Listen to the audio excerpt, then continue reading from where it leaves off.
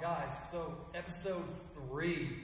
So when I got to Westside Barbell in mid-2012, CrossFit was really at its, I would almost say golden era, but it was really the high peak of it becoming mainstream. At that point, it was international. So it had gone to, you were watching it on ESPN, the regionals were actually, they were very, very big competition. Some would even say debatably in each individual region, it was the games of that region. And during this time, probably say 11, the year before I was there, and then 2012, especially through 15, we had a lot of CrossFitters come through Westside. And of course, the big reason was, as all sports do, especially CrossFit, the sport of competitively working out, essentially is what it is. It's a strongman competition for the average size male and female. They were realizing that, okay, it's no longer just breathing anymore and doing like 95-pound snatches, cycling. And, it's no longer hitting 225 on a snatch isn't a big deal anymore. Now it's like, 250, 2 1/4, or 275, excuse me. Hitting cleans at 3 1/4, 365 were becoming more of a normal thing.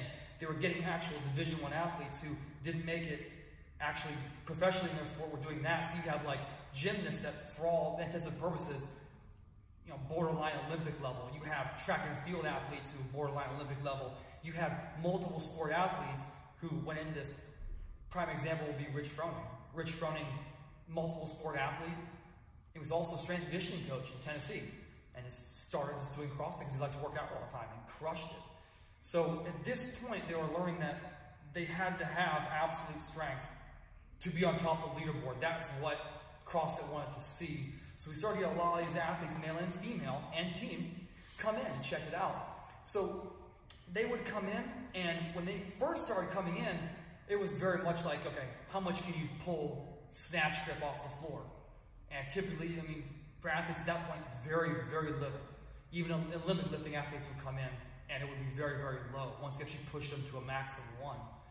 Now, this kind of evolved to a point where Lou would have them, when they come in, Lou would take them, he'd have them do 1 rep max. I remember there was one girl, she was from, not OU, but OU Athens. So, or Ohio University Athens, not about 2 hours away from Columbus. She was a soccer player, she just graduated. He had her max 3 to 4 times within a span of 20 minutes. From the floor, from 2 inches, from 4 inches, from 6 inches, all conventional. Just kept on maxing. And that was really, this was the last time I ever watched him work with an actual CrossFitter.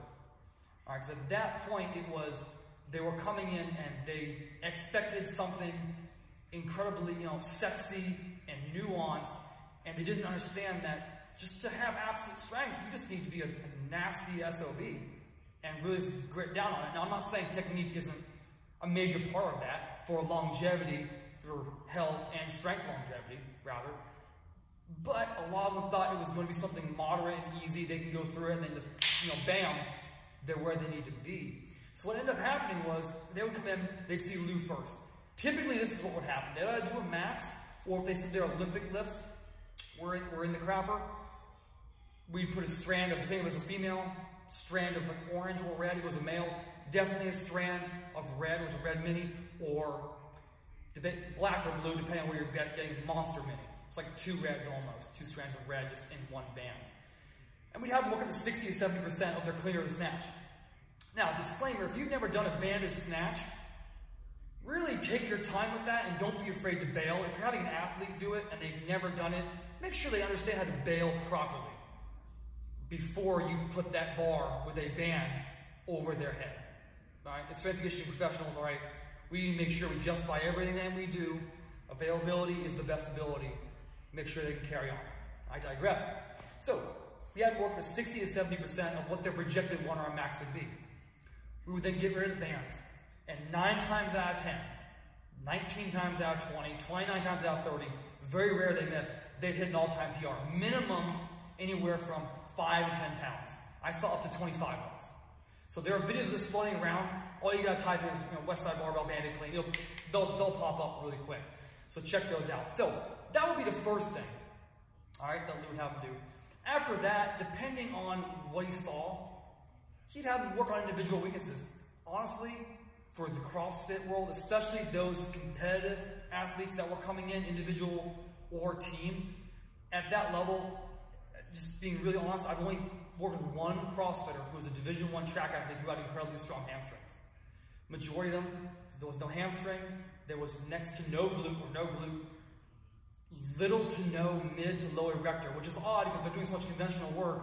But when you're talking about doing reps per time and sloppy position, just worrying about getting as many as you can, they're going to break it off the floor, they're going to dive bomb their knees under it, and they're going to shoot it up with their quads. So they have a lot of quad, all right, but not a lot of hamstring, not a lot of glute, low to mid erector really wasn't there.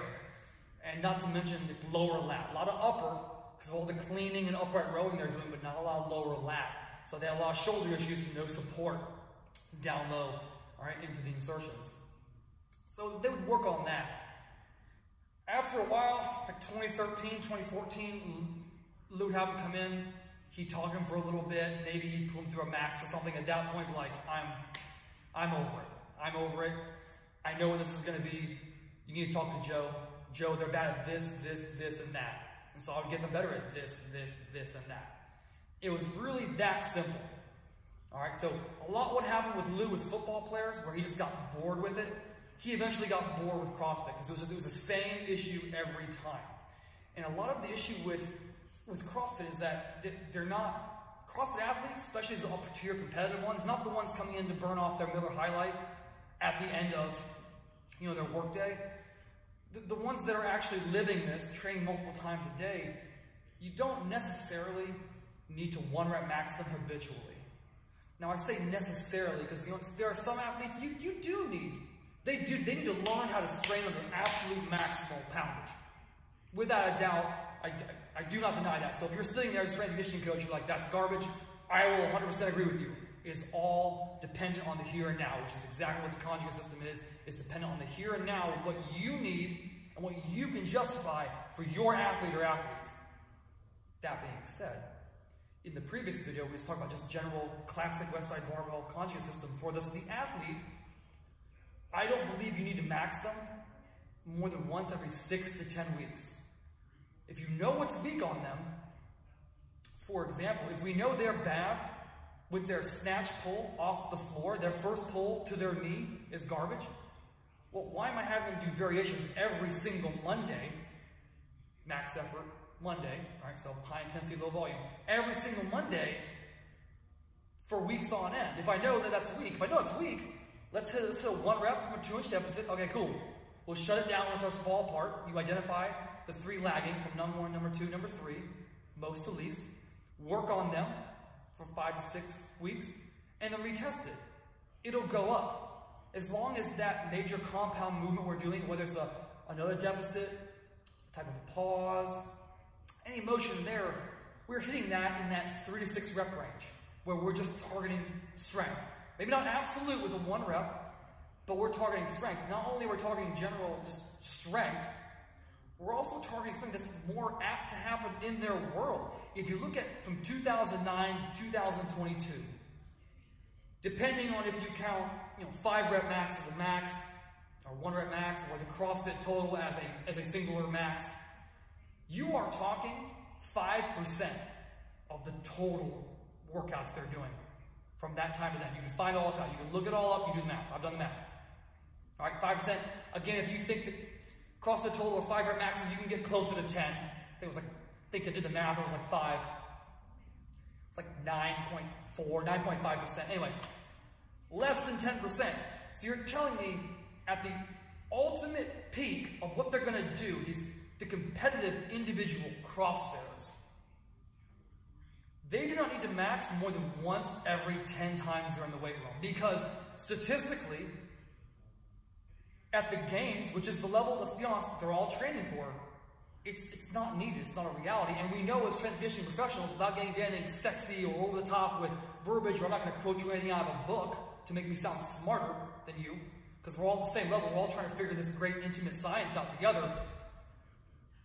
If we do reps between 3 to 6 habitually with moderate weight, 80%, give or take, it's going to translate to a 1 rep. if we're dictating the weakness appropriately and we're hitting those 3 to however many auxiliaries appropriately, we're modulating volume. Now, that brings up another point, modulating volume. There is a difference between intensity and volume. It's a big fight, not necessarily in the strength and conditioning world, but it's very easy to see in the bodybuilding physique world, which I know to an extent doesn't really apply here, but we will get to this eventually. In the CrossFit world, it's about volume. How much did you do? How many Metcons did you do today? How many times did you go to the gym today? How many times did you go to the gym this week? Are you doing the hatch system? Are you doing any extra on the back end of the hatch system squat? Are you doing small knob? Are you doing your walking lunges along with it to prepare for that? Like, it's just this giant walk of volume. And there's a big difference between the intensity you put out, all right, with higher percentages, higher weights, and volume you put out, all right, with just total moving in general. I'm not disputing that a CrossFit athlete shouldn't do volume. They 100% should. You have to balance that in your mind with the individual, where intensity, either through percentage, I'm not a big fan of RPE, but I understand it, because even if you say at 8 to 9 RPE, that's 80 to 90% of your projected 1 rep max, or your current 1 rep max anyway. That's why I'm not. Or poundage. So if I have an athlete and I tell them, cool, we're going to do a squat session every 4 days. We're going to do a 5x5. It's going to be between 70 and 80%. They're doing that every 5 days. So not exactly. So it's going to start beveling off. It's going to be a floating schedule. It's a week of 7 days. So it gets to like 4 or 5 weeks into this. How much urgency are they going to have when they're under the bar on that? After their first 3 weeks-ish of doing it every 5 days, urgency is going to go down. Because, well, I know in 5 days I'm going to do it again. Oh, I just did it 5 days ago. Oh, yeah, whatever, I'm just going to do extra stuff on the back end. Okay. Extreme example, but an example nevertheless. What if I told them, hey, we're going to do our back squatting. We're going to do that same 5x5, or whatever it's going to be, with 5% higher percentage, and we're going to do it every 10 days. How much more urgency are they going to have under the bar? Probably more, and not necessarily because the intensity or the percentage is higher, the load is higher, but because they know that this only comes around every 10 days, and I only get to back squat every 10 days. Now some of you may be saying, well, yeah, but they need to be prepared for back squatting habitually. They're doing lip lifting, they're doing wall balls, and this and that, and the other. You're 100% right, and you just answered your own question as to why you only need to back squat them every 9 to 10 days. Because they are doing wall balls to depth. Should be doing it to depth. We've all seen non-depth, let's be honest. They're already catching front squat, anterior loads, which I mean, some people at this point, we're talking habitually 3 1/4 every week in a clean.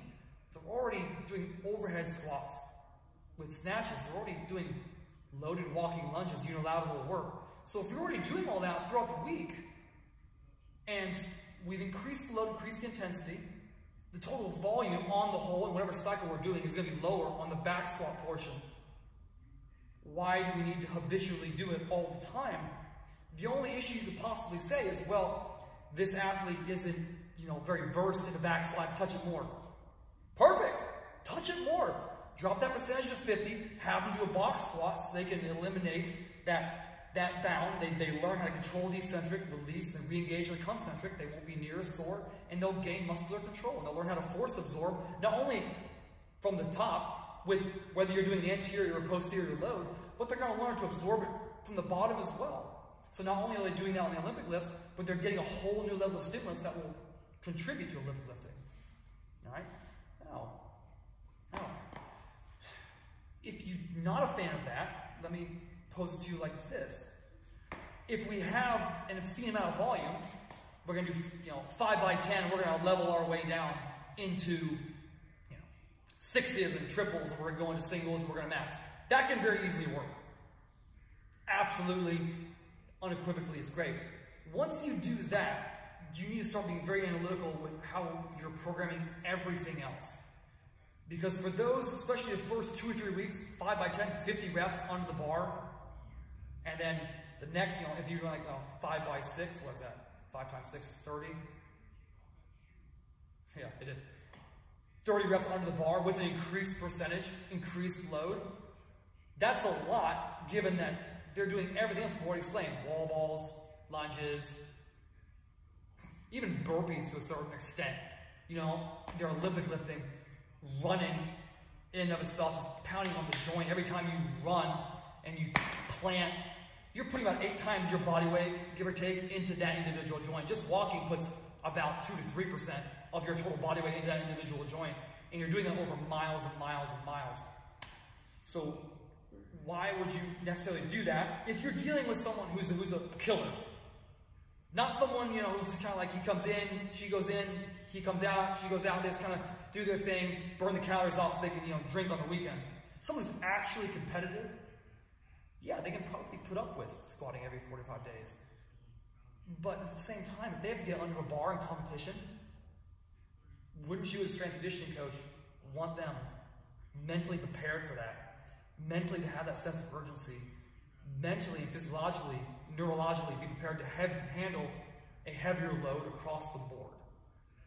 Now that's a very general spread of how to handle intensity versus volume, but it's definitely something you really need to be aware of and consider for your population, for your athlete or athletes in this realm of sport.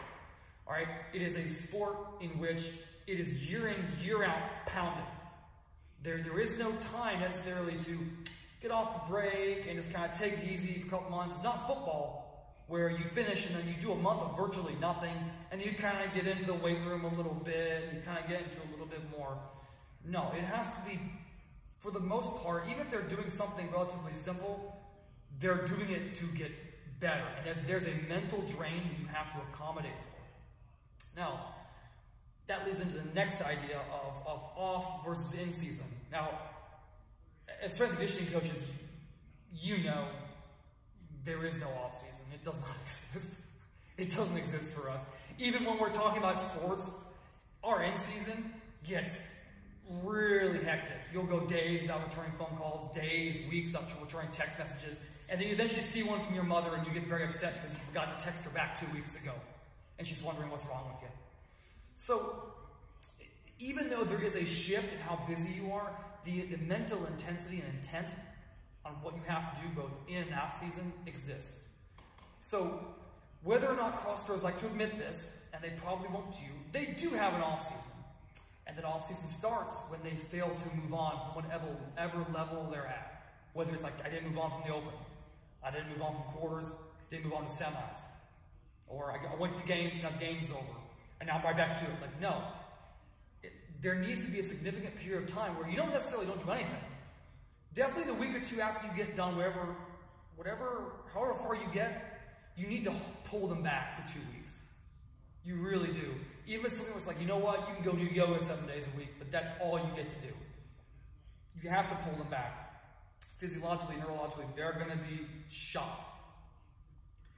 In my mind, what works best, the 3 months after the cutoff, all right, so you have 12 weeks of quote-unquote off-season. Now, I hate to say off-season because that really deters them.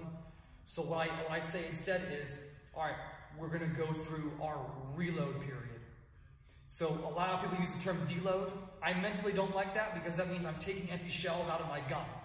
I like to tell them we're going to reload for 3 weeks or 3 months. We're going to put bullets back in the gun. That's what I want to do. I want to be killer. I want to put bullets back in the gun. In 3 months, I'm going hunting. All right? So you have those 3 months. Whatever they're the worst at, those 3 months, their life just needs to revolve around. That could be absolute strength. Could be strength endurance. Could be conditioning. Typically with the athletes I work with, it's never conditioning. Simply because if they're at the level of that, like quarter semis or games, it's not an engine issue. It's I couldn't complete the snatch ladder issue. I don't have enough endurance when I get to the heaviest weight. I can do it in the gym, but I just can't do it on command after a whole day of events and leading into that. It's okay, this workout where I'm going from doing deadlifts to muscle ups into burpees, like when I get to the muscle ups, my lats and my grip is shot. So those are the small things we got to really key in on and focus for those 12 weeks. So in those 12 weeks, you will have a bit of periodization.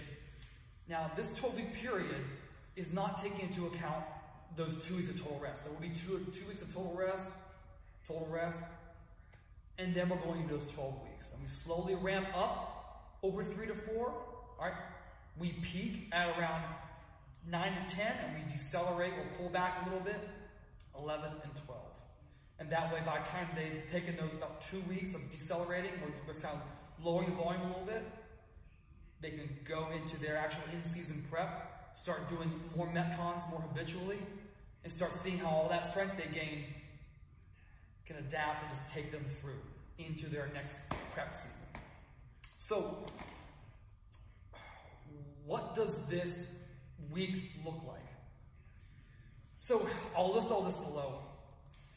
There are 2 major ways of doing it, in my opinion. And when I spoke with Lou about this, we spoke about CrossFit a lot.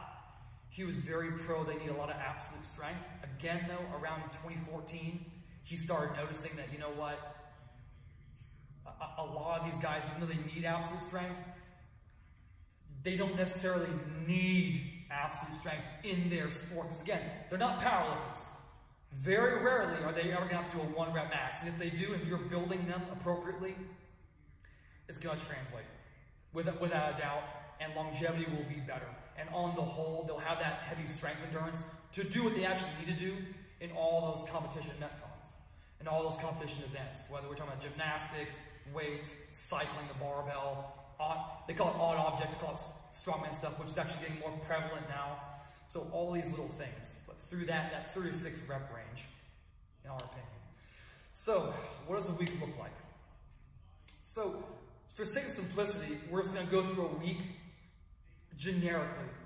All right, generically, not necessarily off season, not necessarily in season, reloading season, whatever it's going to be, just in general.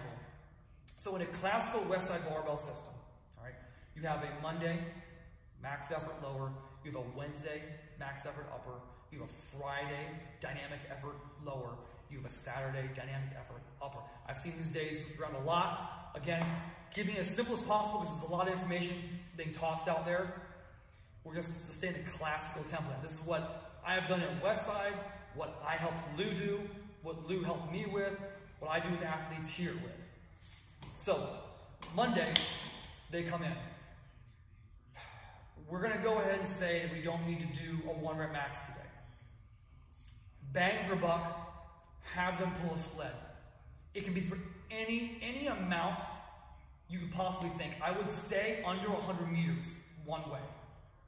I would keep them from turning around and coming back, because if you have a CrossFit athlete, go, stop, turn around and come back.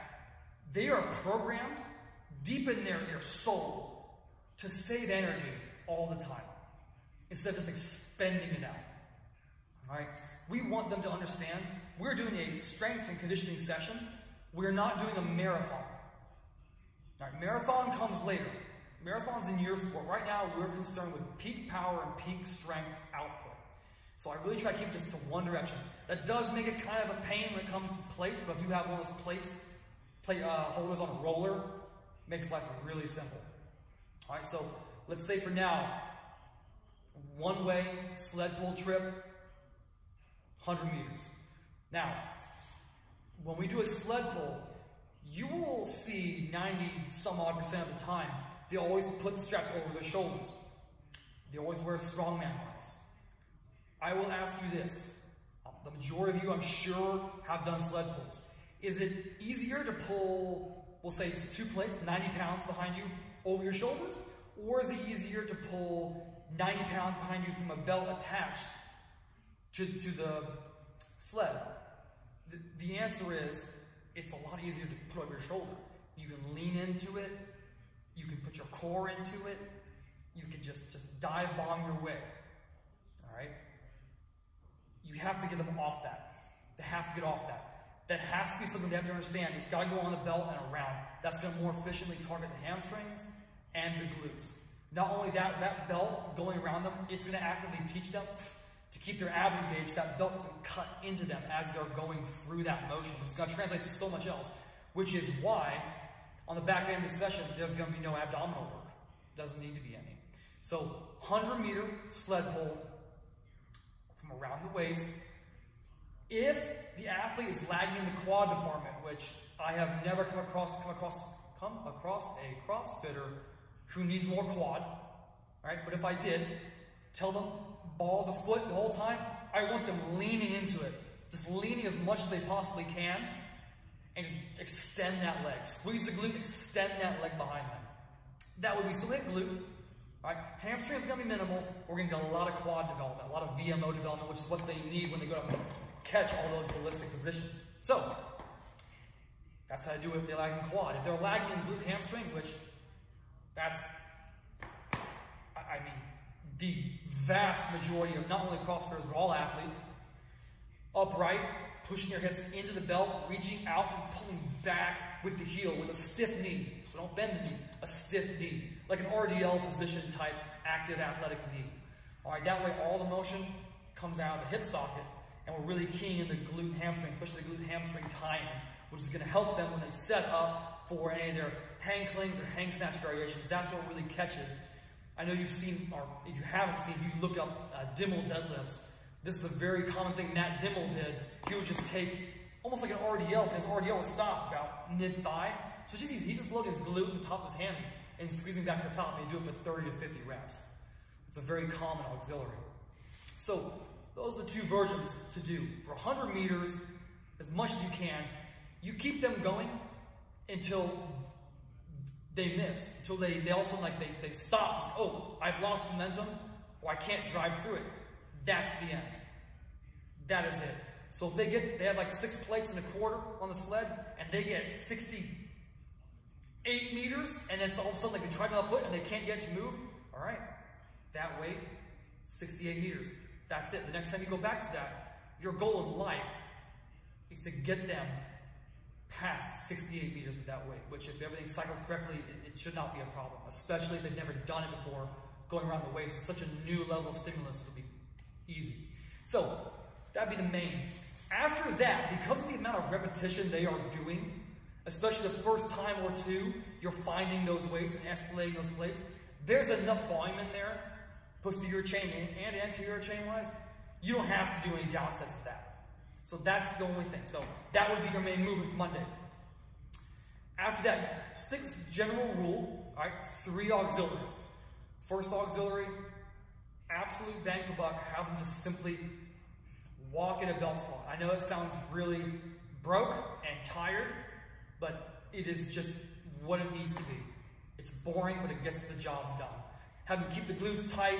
It's not necessarily lifting the knees, it's more kicking out to the side to hit more that glute med and hip flexor, which contributes to all their balance and all their ability to cut. We know that in the CrossFit Games, when they go, they do plenty of actual field work, so they need to have that ability to cut on command. All right, the stronger the hips are, theoretically, more protected the knee is going to be. All right, and they do so much running and so much ballistic absorption with the knee anyway. Anything we can do as strength conditioning specialists to take yanks off the knee, tits. So that would be the first auxiliary. All right, second auxiliary. Now we have already taxed the legs pretty heavy, and the stabilizer is pretty heavy.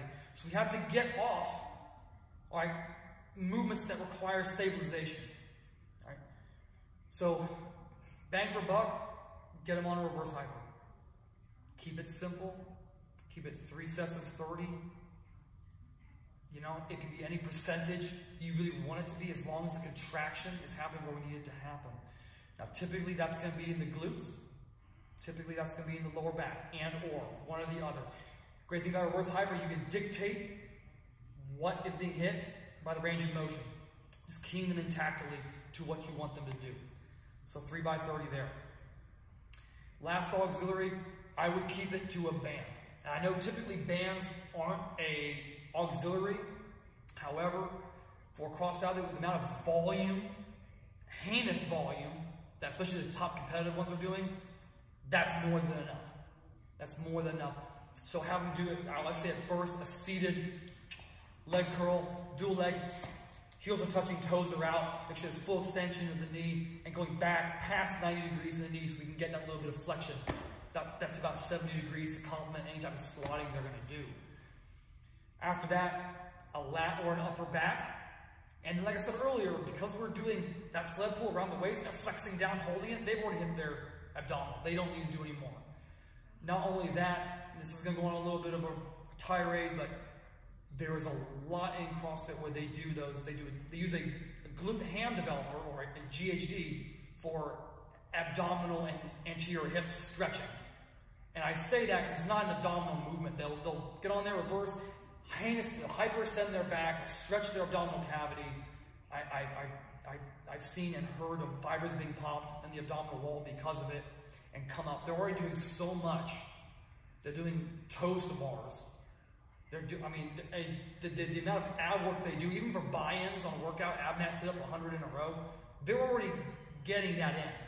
So on today, because they're already getting a static, quasi-isometric abdominal work on the front end, don't need to do it on the back end. All right? So that would be a Monday. It's very important to tell the athletes, especially the first 3 weeks they're doing this, you are going to feel rough. There's no way to do this to leave and feel like, oh, well, that's just great. I can't wait to do that. I'll come back, I'll do it again this evening. Like, no, if you can do that again this evening, you didn't push hard enough. You're not going to get an adaptation. So you have to inform them that this has to be nasty. After that, because we're going to keep the auxiliaries somewhat equal, somewhat the same, just kind of tweak things here and there, your body will adapt to it. It will start gleaning neural adaptation. It's pure strength. All right, so Monday, sleep. Wednesday is off. Granted, I know they'll be working out around this whole time, but just from strength and conditioning perspective of what our job is, Wednesday's off. Or excuse me, Tuesday's off. Ooh, I had myself. Sleep Tuesday, coming on Wednesday. All right, so max effort upper. All right. It can go either way because when it comes to CrossFit, there's so much going on and they rarely, if ever, do any flat benching. The first person I ever saw ever program flat benching was Rich Froning, and he was a strength and conditioning coach, so it kind of goes hand in hand. Why do we like a horizontal press as strength and conditioning coaches? Bang for buck, it's great. You're going to hit the upper back if you understand how to retract and hold isometrically. We're going to hit chest, we're going to hit delt, we're going to hit tricep, depending on how much we give. We're going to start understanding translation of force of the floor into the bar. So horizontal press would be great. Let's say, just for sake of simplicity, we stick with a horizontal press. All right? So that horizontal press, again, not necessarily a 1 rep. Doesn't need to be. I would typically keep them in some type of a repetition max scheme. So let's just say this athlete, male athlete, we're going to do 1 set, 185, many reps as possible. All right? They do 185, bench grip, everything looks good, everything's locked in. As soon as they start losing the upper back or their elbows start flaring and they do 1 more rep and can't keep it locked in, it's done. The last rep they did perfect, that's the repetition that they hit effectively. So they'll do that as a primary. So the repetition, which we can get away with now, because obviously the volume is much less on a max rep 185 bench than on Monday when we did a max sled pull for 100 meters, all right, rep for rep. Wherever they're weaker, so if they're weaker at the bottom, you notice they're slow at the bottom, that pops up top, okay, we're going to lower it down to maybe 155, 165. We're going to do 2 to 4 down sets of a good straining rep. So we're not even going to dictate the reps, it's a good strain. Your eyes matter the most, all right? At the end of the day, you got to coach with your eyes. So your eyes matter the most. And as soon as they start losing or something weird is happening, done, rack it. So 2 to 4 sets of a good locked in strain, pausing at the bottom. If they're lagging at the top, I love board presses. Louie is really big on pin presses. Pin presses are great. If you have the ability to do a pin press, do a pin press. The biggest issue I see in comparison, if you have someone to hold the board versus a pin press, That board, when it gets brought down and that bar comes in contact with the board, it's going to mimic the pressure they're going to feel when that bar comes into their touch point. So for me, that translates over a little bit more. So let's have them do a 3-board bench. Staying at that bench grip. Don't change grip around. You're already adding a stimulus layer here and an overload here. So we would do that. If they were very weak at the top, I would still drop them down to 155, 165. All right, and have them do 2 to 4 sets of a good strength dictated by you, the coach. Once something starts to go, it's done. It can be wrists, elbows, upper back, shoulders. Maybe they're losing their arms. They can't raise to meet that touch point anymore. It's done.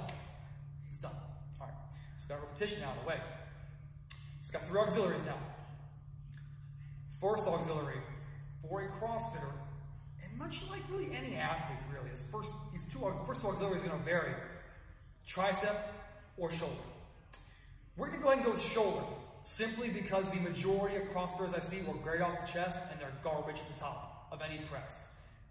So, that tricep, we're going to have anything that targets the long head. So anything that targets inside here is going to be what you need. So that could be a JM press, it could be a skull crusher, it could be any type of overhead extension. I really like using a single dumbbell and going overhead. I call it a freedom extension. Great for targeting the long head of the triceps. So we're going to do that for about 3 sets, 6 to 10 reps. We're going to build them. We don't need to tax them, build them. After that, a shoulder. Because they're in such freedom with everything else they're doing, especially with overhead work, snatch, and jerk positions, I would stick to a dumbbell. I stick to a dumbbell, and because they're worried about overhead position and snatch position, we're going to go from hip all the way to overhead. So you will lose mechanical tension as you start crossing the eye. However, we're going to start incorporating a little more upper back as well. So bang for buck for this type of athlete, great scenario. So same thing, 3 sets. I would probably go a little higher because we're doing the shoulders, 12 to 15 reps. All right, so after that, go into something banded. Again, they're doing so much volume, this would be a third. And I would just complement whatever's weaker, either the shoulder or the triceps. I would do the same thing there. So if it's shoulder, I do banded front raise. Probably not banded front raise, I would just go from hip to eye level, tricep extension. If you've already hit overhead, let's hit a press down, 3 to 50 reps. All right, so that would be max effort upper. So take that night, sleep. Thursday is technically off. All right, Thursday night we sleep. Friday we come in. Dynamic effort, lower. I highly believe that for this athlete, they need to box squat because they're doing so much free squatting already. It's already done. So if you want to keep this squat going, stick to a box. It can be below parallel, but it must be controlled down to that level. Everyone loves 5x5, and that's great. That's a good knee-jerk reaction. I would say this. Because they've never done it, and they're going to get something out of it because they've never done it, I'd have them go to 12x3, have them 60 seconds in between, or just them and one other partner go back and forth, max 3 partners, continually moving. Same type of wave we normally do. All right, so if you go back to the first and second videos for powerlifting for athletes, you do the exact same thing. After that, the speed pulls are going to be dictated on their weakest Olympic lift. All right? Very rarely do they come in and say, well, I need to get better at just regular deadlifting. They typically have to get better at some type of Olympic lift. So still banded. All right? So still same band tension as we're doing a deadlift. The only difference is I want that execution perfect to their Olympic lift. So they need to use straps, totally fine. If their first pull is slow and they can accelerate through the second into the pocket, that's exactly what we want. So you're going to have to really watch that weight because some may be faster than they are strong or stronger than they are fast. All right? I would stick to probably doubles simply because we are dealing with a repetitive effort. And I don't necessarily want, after you're doing box squats, to match or exceed the rep count that they're doing on box. You've already been tapped to that rep range. So you got to lower it to a certain extent. All right, so I will put all that down there below. You'll be able to see that. So after that, you got 3 auxiliaries. All right, first auxiliary, after you've done a squatting, a pulling, probably hit a GHD or inverse curl. And a GHD for your glute and hams, all right, or an inverse curl for your hamstring. I would hit 3 sets to about 12 to 15 reps. Your second auxiliary, you've already done hamstrings. We've got to find some type of glute. However, we've already done a glute on the front end of the week with that reverse hyper. I really like single leg work.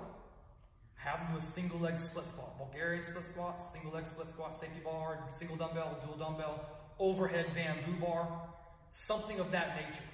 So 3 sets, 12 to 15. Now this hamstring and this split squat can be interchanged depending on what's weaker. Whatever's weaker needs to be first in this rotation. All right. Your third auxiliary, keep it to a band. Keep it to a band. I would do some type of banded pull through so we can complement the lengthening portion that we just did on the inverse curl or GHD. We can get some ballistic development out of it. All right. Now, after that, you're going to sleep. Real quick turnover coming in on Friday, or excuse me, Saturday. We're going to hit dynamic effort upper. This is the day I am more apt to, with a CrossFit athlete, take them off a horizontal press and put them on a straight overhead press.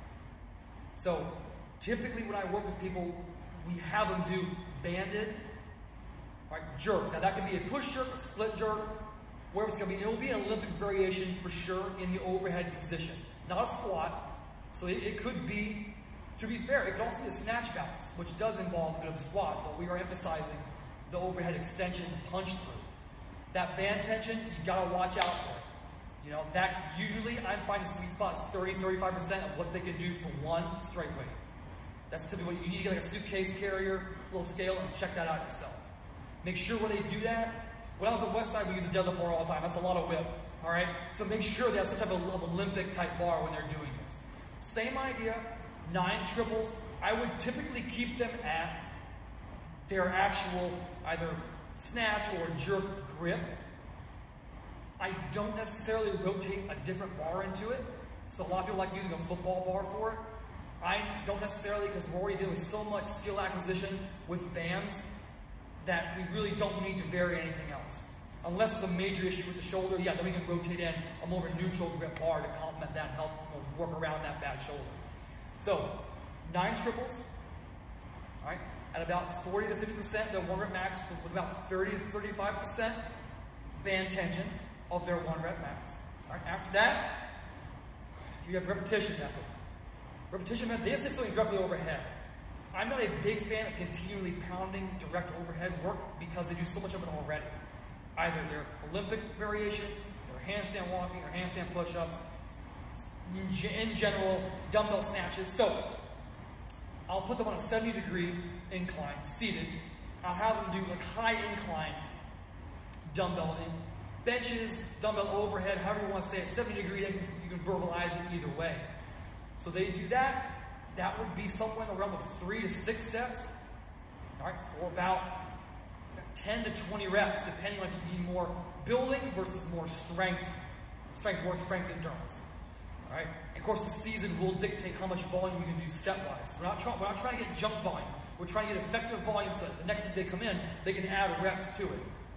So 70-degree dumbbell incline, all right, repetition. Then you have 3 auxiliaries. Now, much like max effort upper, it's going to be a tricep or a delt. Now, because we just went overhead, and because when we get to the top, that's a lot. Once we get past 90, that's a lot of tricep. Let's give the triceps a little bit of a break. Let's hit delt first. Some type of delt. Typically at this point, I like to have them on a cable, because cable is going to give you a constant tension the entire time.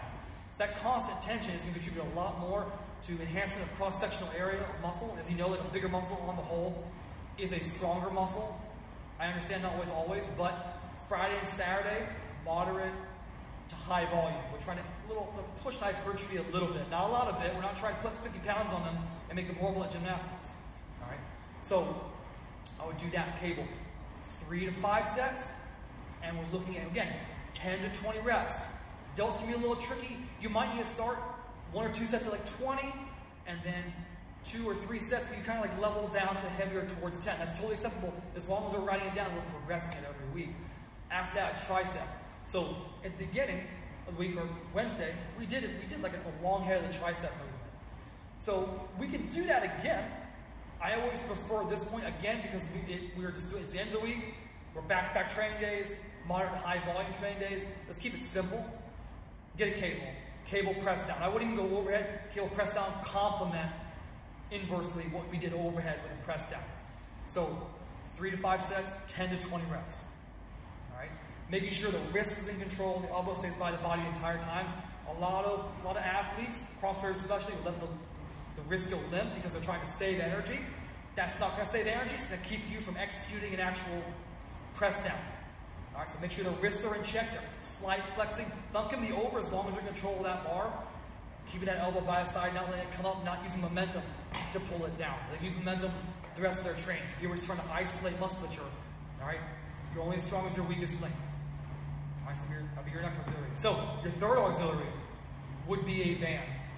All right, and that band would be any type of retractive element. We've done so much pressing, now it's the retractive element. So a banded face pull for 3 sets of 50, great. Again, all this band work we do this whole week, those rep ranges are the rep ranges. We're not doing, instead of 50, do like 15, then I'll do 10, I'll be at 25, then another 10, I'll be at 35, then I'll finish with a big set of 15, make 50. No, all the way through. We're trying to get to reps 35 to 40 to get past the musculature to the tendons and ligaments. Because in that sport, there's so much ballistic development and ballistic need. We need those to be strong around those joints. Heaven forbid they fall doing a trail run and they're going to catch themselves. They're not prepped for that ballistic absorption and their elbow goes. So this will help to mediate that. So that's dynamic effort upper. Now you'll notice multiple days in there, we're not at the back end of it doing an additional lateral upper back and an ab. This is the big reason why. Again, they're doing so much volume with other things they're doing. It's very difficult to justify adding on more core or junk volume type core and or lat and upper back work. It's got to tax them and allow them not to lock in and hold things in control while they're doing the rest of their training. Now, if you're noticing that as the major, they just can't hold their back together on a horizontal bench, it's just pluming, but when they sit up, they understand how to retract it, they just can't hold it when they press. Or when you're watching them do their Olympic lifts, you're watching their upper back just fold every time. That is where the conjugate system really comes into play. And that, as a strength coach, is where you need to look at it and say, all right, you know what? We were going to do shoulders to its max effort upper. We were going to do a plate raise today or a dumbbell raise or something of that nature. We're going to cut that and we're going to add in an upper back row, usually a cable, because they've done free weights so much. Take the tension off their joints, put it in their muscle, build them. That's when you have to actually look at it and adjust it. I'm just giving you the general gist, the malaise, all right, of what a week would ultimately look like. All right, so that is, in general, in the classical Westside Barbell system, one way, not the only way. If you find something else works for you, you need to run that. And right when it starts to decrease, adjust a little bit, keep the body guessing. When it drops off again, completely switch it. All right, general malaise of Westside Barbell Conjugate System, rotating exercises, using the principles for the population that you're dealing with. If you have any questions, add me in the description. You can't find me there, shoot me a DM at Special Strengths. So until next time, ciao for now.